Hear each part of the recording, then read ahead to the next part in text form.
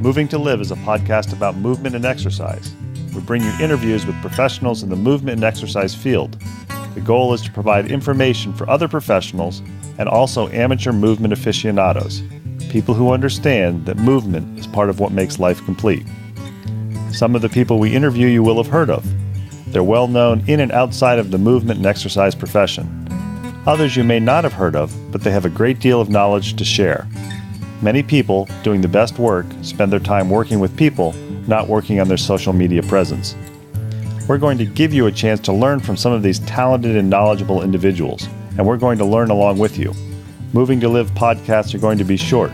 Each interview will be long enough to impart usable information, but short enough to be able to be consumed in a single bout, during your workout, commute, or even during dinner prep. We all like long-form interviews, but time is valuable. Moving to Live wants to give you the option to learn and be entertained without needing to commit 60 minutes at a time for an interview. Give Moving to Live a listen. Check out our sister podcast, FitLab PGH, which highlights people, businesses, events, and activities in the Pittsburgh, Pennsylvania area that make movement a priority. Moving to Live would love to hear from you. Want to connect with us or have an idea for somebody you think we ought to interview? Drop us an email, mov2liv@gmail.com, or connect with us on Instagram and Twitter, both _mov2liv. We're excited to bring you these interviews, and we think you'll enjoy each and every one that we bring you.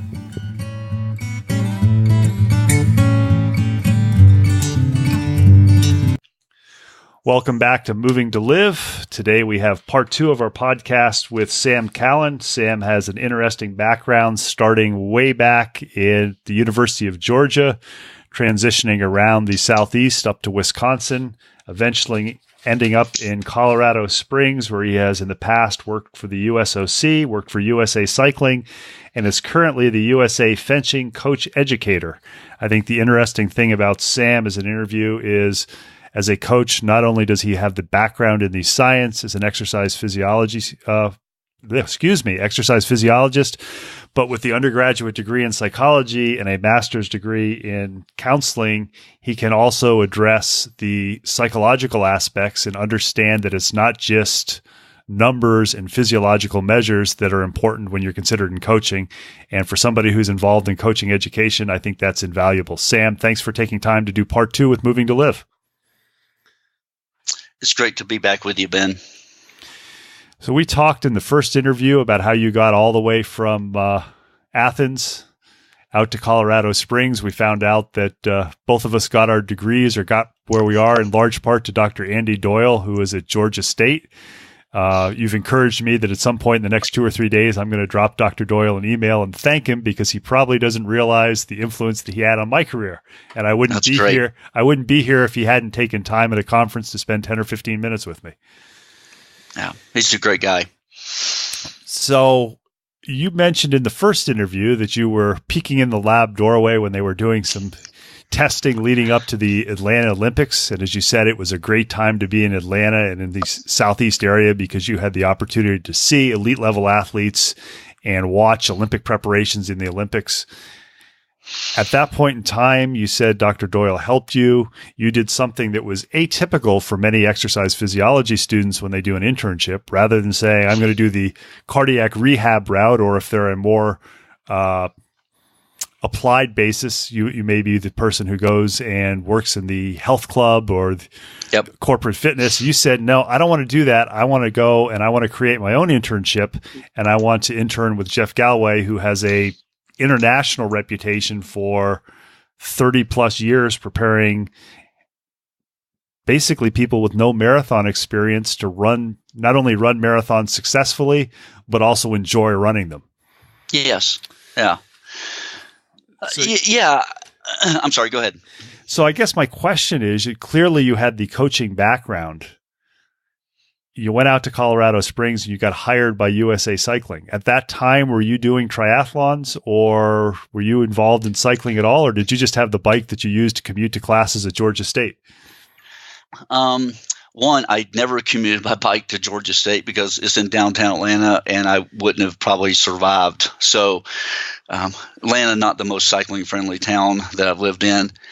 At cycling, I'd done some cycling, I'd done some triathlon, so I was familiar on the bike. I'd started doing some mountain biking, and actually before I got hired, I'd already signed up to do the Leadville 100 mountain bike race, which is this crazy race. Leadville is one of the highest cities in the United States. It sits around 9,000 feet.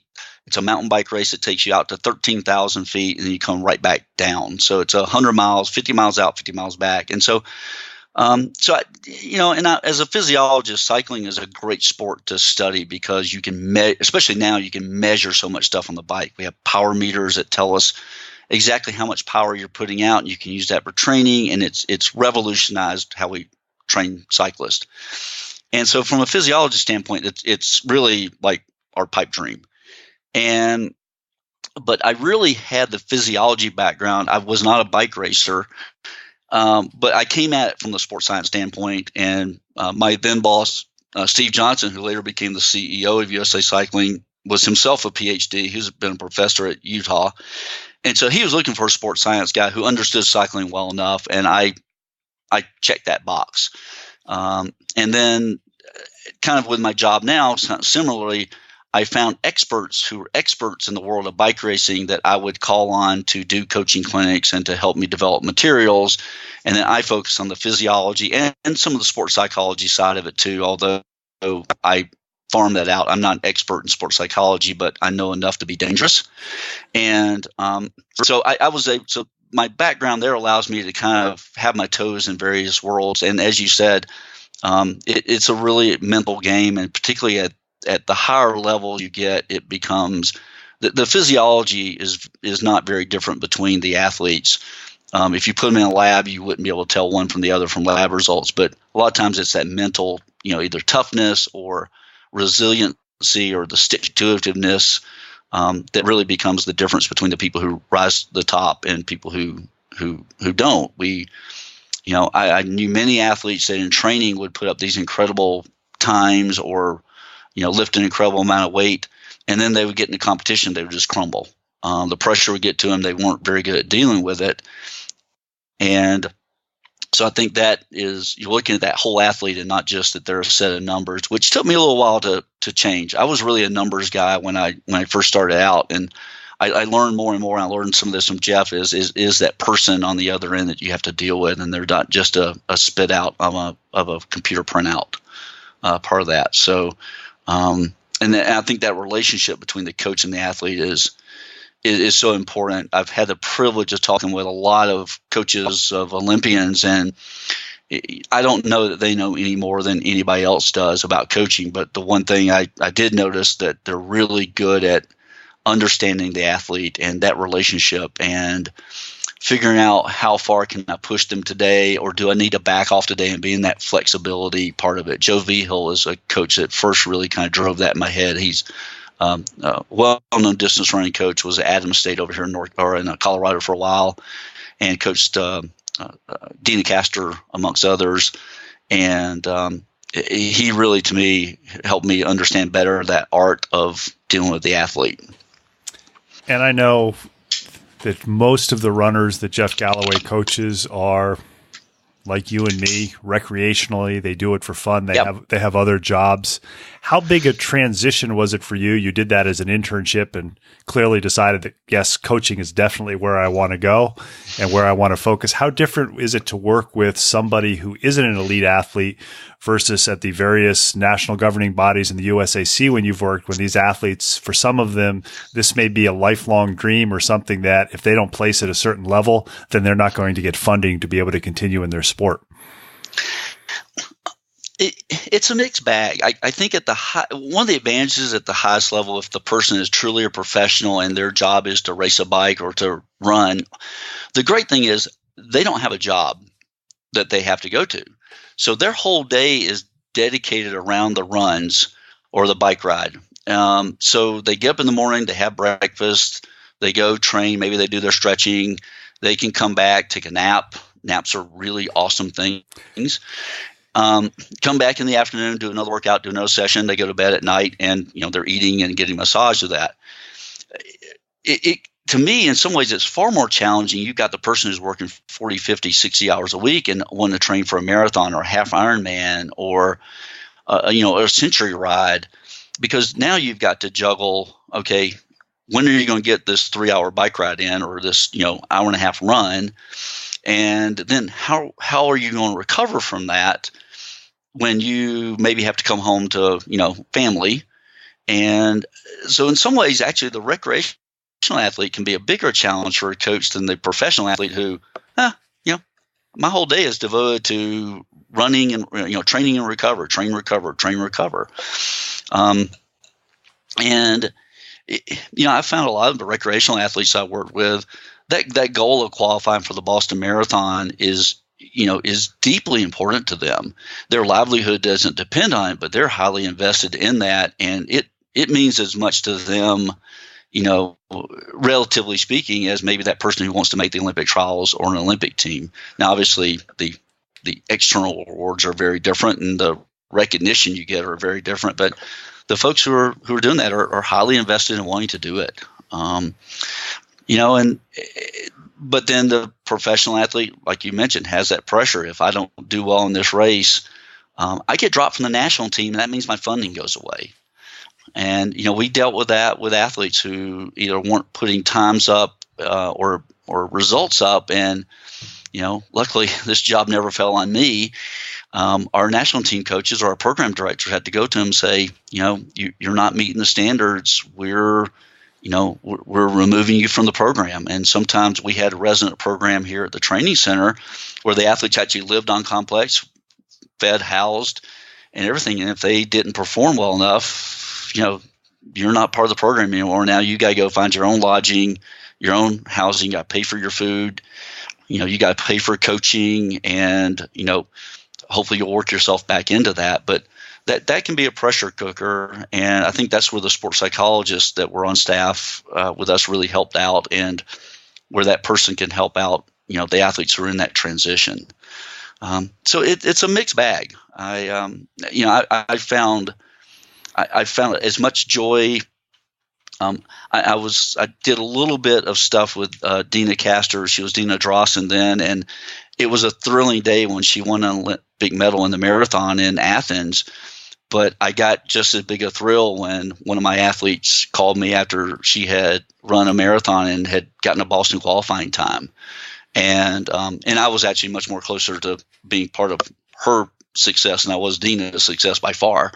But the thrill was just as great to see both those things happen to people that I had some contact with. One of the things that I know is becoming much more prevalent, or what we're able to do with the increase in social media, is feel like we know a lot of these elite athletes, even though we really don't. We may see what they want us to see, or we may see what they post. And you've had the opportunity to know a number of elite athletes and work with them. And I think one of the things that might be interesting for you to talk about, are there some athletes who are at the elite level who recognize that, there's no chance that I can win this competition, or there's no chance that I can win an Olympic medal, but man, if I can make it to the Olympics, for me, that's my achievement and that's my gold medal, so to speak?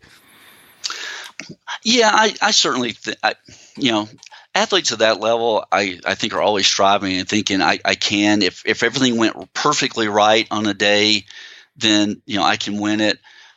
But I also do know of athletes, even backing off on that. So at USA Cycling, we had a resident athlete program at one time. It's no longer in existence, and for a lot of athletes, so we on the track with a velodrome where things are timed for the most part. So, if you rode a time in Lehigh at the Lehigh Velodrome in Pennsylvania, and you rode a certain time, then that would get you on a radar and maybe get you an invitation in. And I know for a lot of times the people who that was it. Once they hit that one, then they were really content, and they weren't motivated necessarily to make that next step. It didn't seem like, and that's one of the things when you set a goal and you achieve that goal, the next thing you need to do is set a new goal. sharing my own experience in that, my goal was to work with elite athletes at a graduate school, and I got that opportunity, which is very rare. And so, but once I had that job, I realized, okay, I could be complacent and do this, but what's my next goal?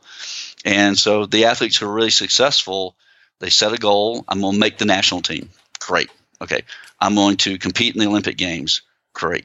I'm going to, win a medal or finish in top 10. People, we get hung up on medals, and I'm guilty of this too. But, a top 10 finish sometimes can be the best finish the country's ever had in that event. I know the dark days of distance running in 2000 where we, sent one man and one woman to the Olympic marathon in 2000. And now we're contesting for medals, regularly and winning medals in distance events because people had that goal of not just wanting to get there.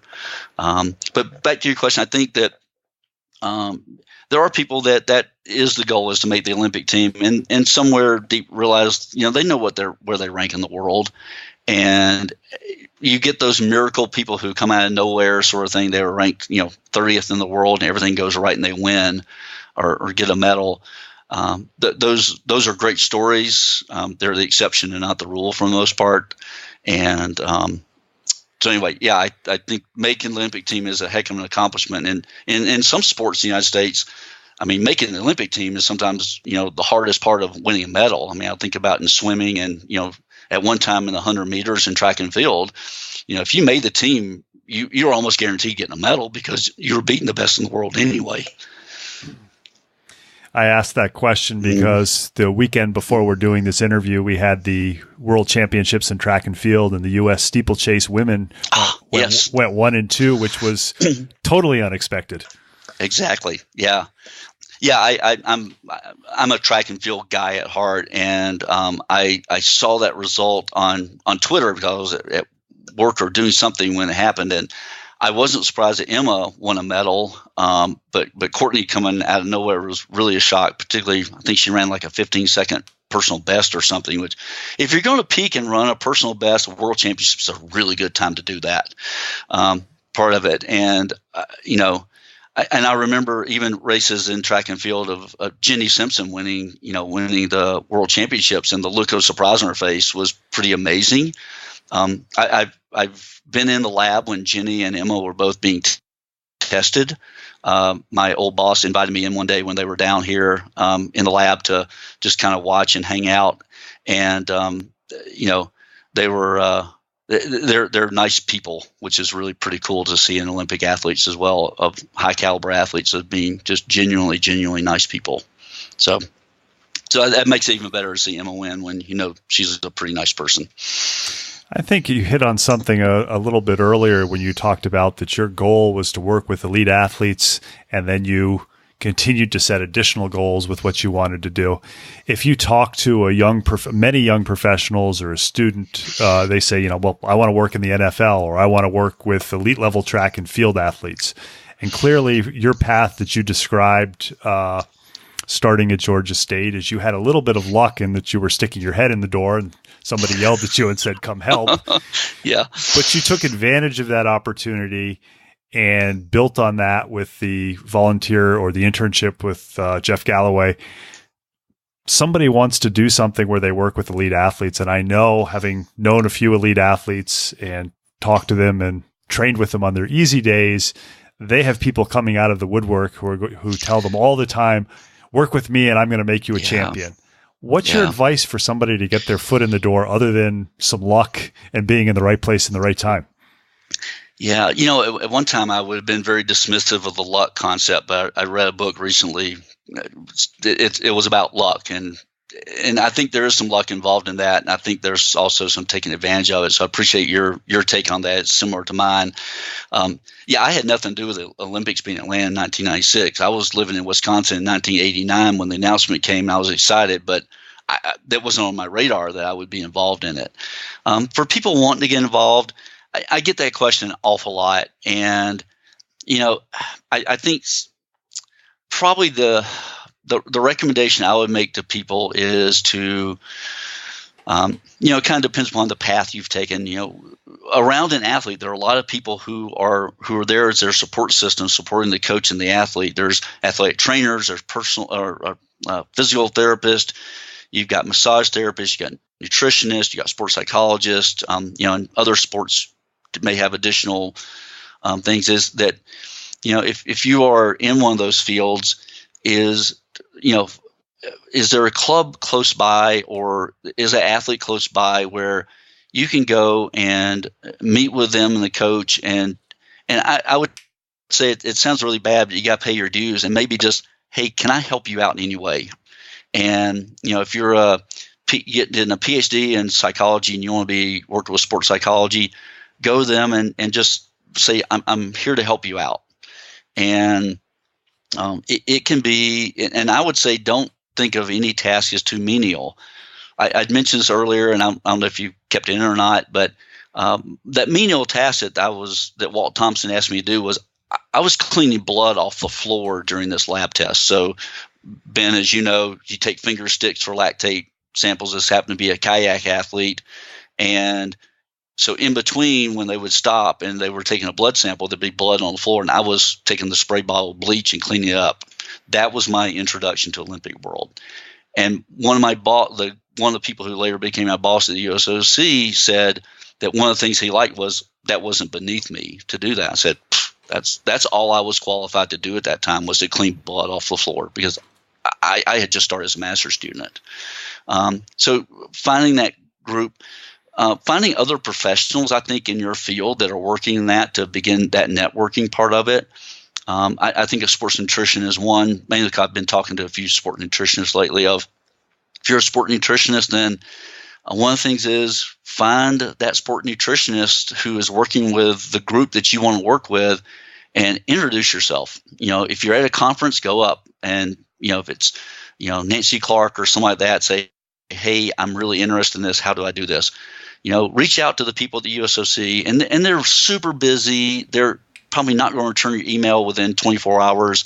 But reach out to them and say, I'm here in Atlanta, Georgia, and I'm interested in sport nutrition and working with athletes. What advice can you give me? And again, making those contacts at conferences. If they're there presenting, come up afterwards, introduce yourself to them. And keep in mind, they get a ton of people doing that, because if you're in sports nutrition, you want to work with those teams. Professionally, if there's a minor league baseball team in your town and you're really interested in baseball, then go to them and say, how can I help you out? What can I do? Find a strength and conditioning coach if that's your thing, and volunteer to help out with doing, supervising the training session for them.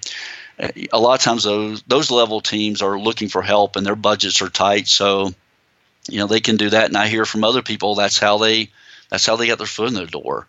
If I can recommend another podcast, of this one, Scott Caulfield does one for NSCA, and I listen to it regularly. And he asked people, how'd you get involved in this field? And a lot of those stories I hear was, I went and volunteered at my college team. If you're a university student, go over. And that's a great opportunity to get your foot in the door, with the collegiate program. Even it could be Division III all the way up to Division I. But get that real life experience, because I think what we learn in classes and books is, I don't want to dismiss that, but I think it's also the application that looking at, I'm dealing with a human being, and I've got 12 people on a team. I've got 12 different personalities, 12 different approaches to how I'm going to talk to them about nutrition, because I've got to individualize it for those people. So yeah, it's paying your dues, and you're not going to start at the top. If you're really interested in the coaching world, then find those athletes to coach and just start coaching somebody. Coach your uncle. Coach your cousin, because you want that experience of learning, how do I deal with that person in a real life situation, not just a textbook where, one of my frustrations with these cookie cutter online marathon training programs is that they assume everybody responds the same, and they don't take into account that you're going to get sick, you're going to have vacations, you're going to have deaths in the family, you're going to have workload that does it up, and that training doesn't adjust for that at all. So then what do you do? And that's why I always tell people, hire me, because I'm the person that's going to adjust that for you, and you just go about your business of your life and do the workouts. That's part of it. That's an interesting comment on the cookie cutters. One of the podcasts, I'm not sure if it'll be aired before or after we air yours, was with Samantha Wood, who's also in Colorado Springs. And a question I like to ask people who interview endurance coaches or people who coach endurance athletes is, if you take a recreational runner and you recommend, or they come to you and say, I'm running 3 times a week, I'm running about 10 miles a week, I want to run a marathon. The question I like to ask all the coaches is, how long will the training program take? Not so they can just finish the race, but so they can finish it and have an enjoyable experience. And you can correct me if you have a different opinion on this, but pretty much everybody I have asked, either on the podcast or not, has said at least 6 months. Yeah, so I won't disagree with that. I have a hard time putting a month on that, but I would say 6 seems like, that's a good ballpark in there. Again, taking the starting point, as you said, you individualize it because of the sickness, work responsibilities, family life. And I think when you touched on the cookie cutter programs, how many of them last a significant length of time, more than 9 to 12 weeks of perfect training? Yeah, I think there are some out there that are much longer. They're 20 weeks, and one of the things with that is, and I would love to have. I want 20 weeks with somebody to train them for a marathon, even if they start out in pretty good shape, because I don't want to rush it. But that's also a long time, and that's 5 months that you're focusing on one thing. So one of my jobs, I think, is to help keep them motivated and on track, and reminding them about their motivation. One thing, they came to me. I didn't walk up to them on a stranger, on the street and say, you need to train for a marathon, so do this, right? They sought me out to help them achieve that goal. One of my coaching experiences out here was I was coaching for a charity program. So it's similar to team in training, but for a different charity. And we had a lot of people who had were not runners, and who wanted to run a marathon because it was a bucket list thing, and also they wanted to support this charity. And I did that actually for 2 years, and I really found I didn't like it because I felt like we were rushing some of these people through, and we had a lot of dropouts. And so I sort of took it on myself of I want a person running consistently for a year before they start thinking about running a marathon. And I say consistently. I don't have a hard and fast rule of that means 4 times a week, 5 times a week, or anything like that. I just want to see some consistency in there. Love it. I would probably say the minimum, I think, before you start a marathon training program is probably being at like 35 miles a week or some similar amount of time, whatever that may be. 300 minutes a week of running. Before we start talking about marathon, I have turned away people who, have said, oh, well, I don't run, but I want to run a marathon for my 40th birthday. And I go, when is that? And they go, 8 months away. I go, no, I'm not the person for you. I just think there's too much risk doing a jump like that. And and some of this is self-serving. I don't want someone hiring me who doing that, and then they get injured, and then, oh, well, Sam injured them. Well, that's not good for my reputation as a coach. Athletes are going to get injured. I get that, and I've had some that I've gotten injured, but I really try to minimize that. And if anything, it's, well, I want you getting injured doing good hard stuff, and not just the fact that you went from 0 miles to 20 miles a week kind of thing. So, yeah. I think even though you're not saying 6 months, you're kind of repeating what everybody else says. Is first of all, everybody's an individual. Second of all, a goal has to be realistic, not only because, well, I've got 8 months, but also taking into account what's your experience, how much training load can you withstand.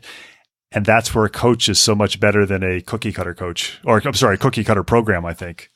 I mean, again, it's a little bit self-serving, right? I do charge my clients. So I, of course, want to promote coaching. But I think in general, even if the person doesn't hire me as a coach, I think that coaching and that adjusting the training schedule and some of it, too, is learning what that athlete likes to do.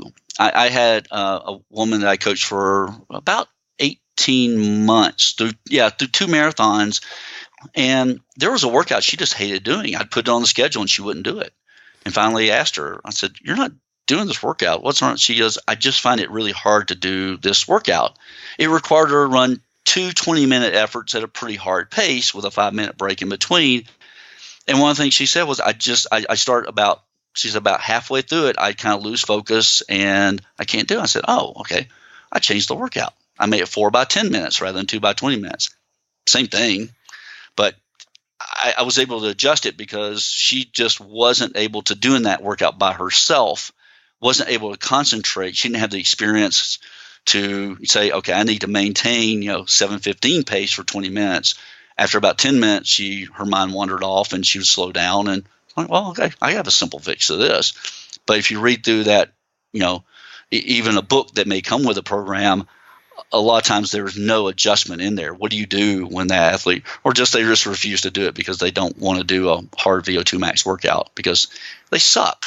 They're hard. At the end you're breathing hard and stuff. But so you figure out, well, how do I do that? How do I get the same result out of that? And hopefully every coach has I think of the archer, with the quiver of arrows, and I've got an arrow that I can pull out for this job on there. So I think that's one of the advantages the coach has, and also to walk you through some of the things in a race or a marathon you might not have thought of. That's one of the things of a lot happens at a marathon, particularly if you go to one of these big city marathons that a lot of people like to do.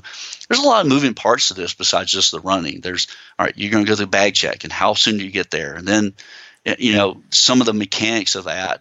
I've helped one runner who went to New York City. I've never run the New York City Marathon, but I've had enough friends I've read enough about it, and really walked them through what hotel are you going to stay in? How close is that to the bus that's going to take you out to the start? And so when do you need to be on there? And doing some of that logistical stuff is just an added bonus that hopefully I can help somebody out with, and they're not, kind of floundering around or getting stressed by it because you got enough stress already without adding logistics into it.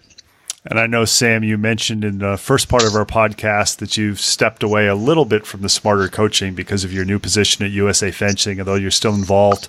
But just to point people again, we'll have a link for this in the show notes. You actually have a post on your blog from late last year, racing part 1 of your first race.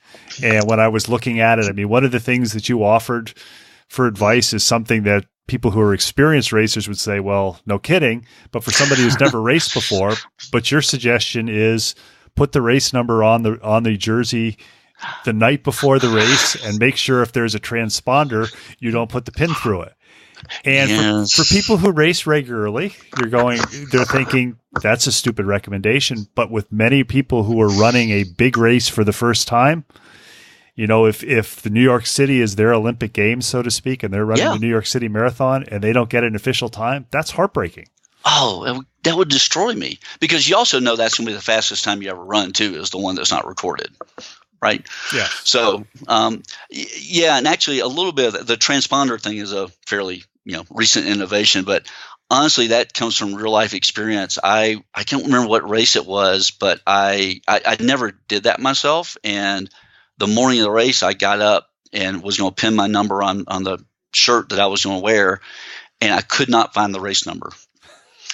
And it had just, I was traveling with a girlfriend at the time, and my race number just had gotten put in her stuff by accident, either in us moving stuff around. So finally, after about 10 minutes of destroying this hotel room, I found the number. And at that point in time, I made the decision the night before, like when I get back from the expo, if I know what shirt I'm going to wear the next day, I put it on. And also it just, it's nice to be able to get up in the morning, you're just ready to go too. So my lack of organization taught me that lesson. So. And I think in the last couple of minutes, you've demonstrated why, at least when you're starting and even when you're more advanced, having a coach is important, because it's very difficult to look at yourself analytically and say, these are the things I need to do. Or in the case of the runner you described who didn't like to do the 2x20 at a relatively high intensity, physiologically, the 4x10 is essentially the same, but the cookie cutter program isn't going to show you that. She's going to think that you're giving her special treatment, which you are, to make it more enjoyable for her, which is going to make you look good as a coach. And it still doesn't affect the quality of training or her meeting her goal. In fact, it makes it more likely because she's actually completing the workout. Yeah, exactly. My friend and one of my coaching mentors is a cycling coach named Barney King down in Phoenix, and Barney has coached some top level junior and U23 cyclists, and he has a great line that don't go playing Mr. Potato Head with my training program. And first time I heard this, I thought, Mr. Potato Head. And he goes, yeah, when you get all the parts of Mr. Potato Head just right, he's a handsome devil. But if you start putting the ear in the wrong place, then all of a sudden it's not so pretty anymore. And so his big thing was, I will adjust the training schedule because I know when I want your recovery days and do that. So, if we need to change something, just let me know ahead of time and I'll adjust it around. And with that, and trying to keep that philosophy that you're trying to do of that, hard and recover kind of idea, easy, hard days. And if you just go moving stuff around, then all of a sudden you may find yourself doing 2 hard days back to back, which some athletes can do. But for the most part, most of the athletes I coach, I don't want them doing 2 hard days in a row unless it's a really unique situation like they're doing. There's this goofy challenge down in Disney where you run a 5K on Thursday, 10K on Friday, half marathon Saturday, and marathon on Sunday. I have one runner who did this. And, in which case, yeah, she's going to do some back-to-back hard days because she's got to be prepared for that because that's what's going to happen in real life. But let me help you with that and part of it. And I don't want to make this sound dictatorial. It's a collaborative effort with my athletes, but I need to know what they're doing as well. I need to know what their schedule is. I use Google Calendar. So I ask them to put in vacation and travel days in the calendar so I can see them coming up, and I will adjust. And some people do well running when they travel. Other people, it's hard to do because they're traveling for business and maybe the days are really long. And so, I want to adjust according to that schedule. And that's, again, one of the things that cookie cutter program, it doesn't account for. It doesn't, the 20-miler fell on a day where, I'm coming back from, Europe. Well, what do you do then? What do you do? So, I can adjust that around, and knowing about it ahead of time, I might put the 20-miler before they go. And then their trip to Europe is kind of a recovery, although traveling to Europe is not really recovery. But, I can adjust the training, and then when they come back, adjust it for them to ease back into it. We have a little bit of an issue here with coming back to altitude too. Is a little bit of a tricky thing for some folks as well. That would be an entirely different podcast, I would imagine, just to talk about altitude. Oh, my old boss, Randy Wilbur at the USOC, is one of the world's leading experts on altitude, and I learned a lot from him. And we published a couple of papers together on kind of some issues around training at altitude, and it's a favorite topic of mine. Yeah. I want to shift gears just for a couple minutes because it's clear one of your loves that you're going to be involved with in all your life is endurance sports. Right now, your main job is working for USA Fencing, and I think you addressed this really well in the first part of the interview where you said, I surround myself with coaches who understand the fencing, and I stick to the physiology. If you could just briefly describe, because fencing is not one of those things where you can pick up your local paper and say, hey, there's a fencing tournament next weekend I'm going to do. What's the basic physiological requirement for somebody to be a fencer? I would encourage somebody go to YouTube and find like the Olympic fencing from Rio and watch it. It's an incredibly fast sport. I don't know that my eyes have caught up with it yet because I still need to see some things in slow motion to see what actually happened. It's incredibly fast, incredibly quick. The physiology of it is it's an explosive sport. You need a certain level of endurance only because you're having bouts throughout the day. And at one of our national tournaments, you might start your competition at 9 a.m. and you'll finish in the afternoon. You have the bouts are about 9 minutes long. The preliminary bouts are pretty short. If the first 1 to 5 touches advances, then later on it's 15 touches, and basically, that's you're whacking your opponent 15 times, and so it's very explosive. It's also got some fine motor unit stuff in the hands, the movements on the hands and the fingers are actually pretty small. I've taken a few fencing lessons to get a feel for it, and my movements are really big compared to somebody who's really good. It's really a small hand movement. It's been described as sort of chess on a strip because it's very tactical, and you're trying to figure out how am I going to, get my blade on my opponent and keep my opponent's blade off of me. So the strategy and the tactic part of it is really huge. And even my little bit of limited one, it's very fatiguing mentally because you're all the stuff is running through your mind about how to do this. So some of the strength conditioning for that is explosive movements, flexibility, injury prevention. It's a sport where you have a dominant side. So if you are right-handed, you'll be in a certain position and certain muscle groups will get overused. So trying to make sure you balance that out to reduce risk of injury from that imbalance.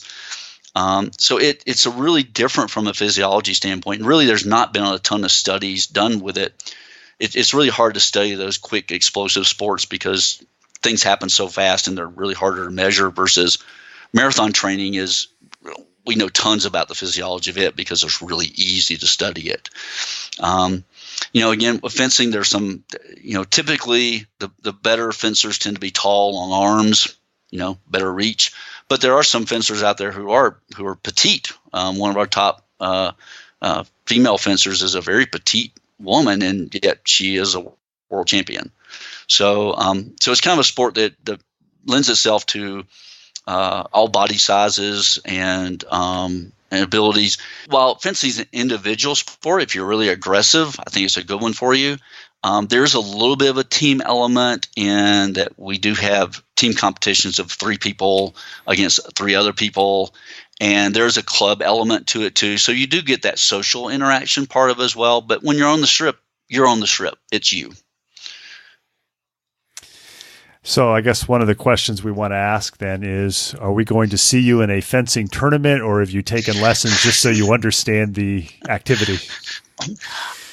I have taken lessons, and I'm going to, in a couple of weeks, the next set of lessons come up, and I'm going to take those. I found it really enjoyable. My coworkers I originally did it because I did want to learn at least enough about it to have a little bit of a feel for what goes on. But I find it interesting. A tournament, I don't know about that yet. Not sure. If so, it will be a very low-key local tournament that I'm not going to tell anybody about until it's over with, because I have a feeling I'm going to get my butt kicked. And I have enough of an ego that I don't really want the world knowing I have my butt kicked. So. We've been fortunate enough to talk with Sam Callan. Sam is the coach, USA Fencing coach educator. That's quite a mouthful. Just like everybody else we've interviewed for Moving2Live, not only is he very serious about his job and his training, but he is a participant in the activities that he coaches and trains in. If you've listened to the second part of the interview when we ask, what's your recommendation for somebody who gets involved in something?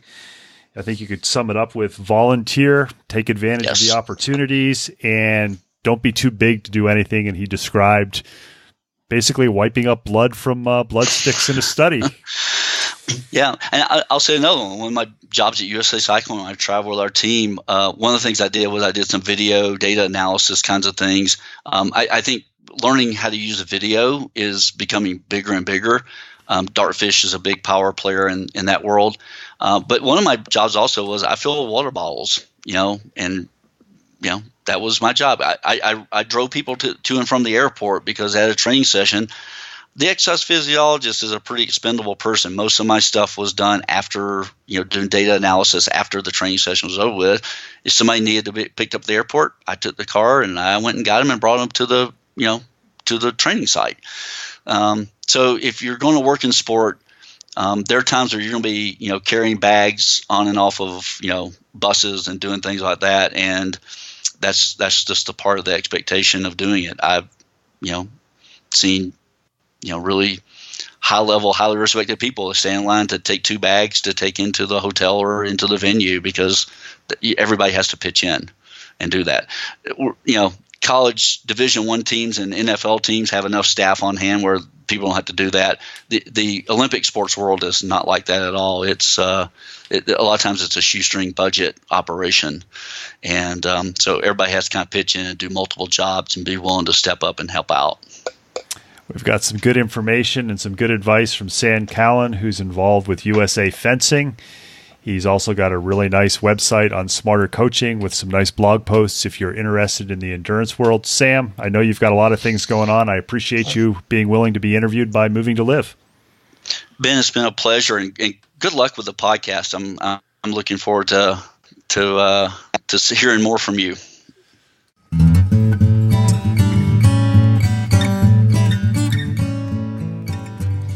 Thanks for listening to the latest episode of Moving to Live. Make sure you check out the show notes for contact information for our latest guest, as well as links about all the things we talked about. Intro and exit music is Traveling Light by Jason Shaw. You can subscribe to Moving to Live on Stitcher, Apple Podcasts, and Google Play, and be notified about new episode releases.